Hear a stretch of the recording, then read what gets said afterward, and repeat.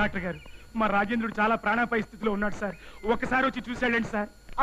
కుదరదయ్యా, కావాలంటే పేషెంట్ ఇక్కడ తీసుకురా. అసలు వాడు కదిలించే స్థితిలో లేడు సార్. ఒక్కసారి వచ్చి చూసాడండి, మీ కాళ్ళు పట్టుకుంటాను. నాకు కోపం వచ్చిందంటే లోపల ఎవరికి వచ్చేయాల్సిన ఆపరేషన్ నీకు చేసేయగలను. Get out. సార్ డాక్టర్ గారు మీరు రాకపోతే మా వాడు పోతాడు, అంతే కదా. శ్మశానానికి తీసుకెళ్ళు. నాకెందుకు?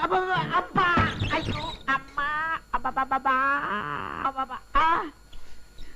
ఏమిటయ్యా బాబు, ఎవరైనా డాక్టర్ని కారులో తీసుకెళ్తారు, స్కూటర్ మీద తీసుకెళ్తారు, సైకిల్ మీద తీసుకెళ్తారు, లేకపోతే నడిపించుకురమ్మంటారయ్యా.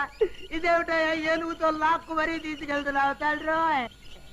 అమ్మో, ఏ లారీలో గుర్తిందంటే లేని పేషెంట్ అయిపోతారు.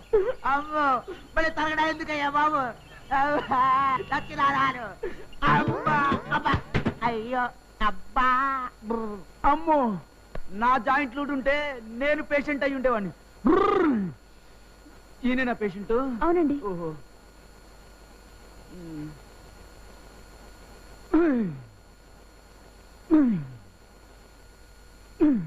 డాక్టర్ మరేం భయం లేదు కదా?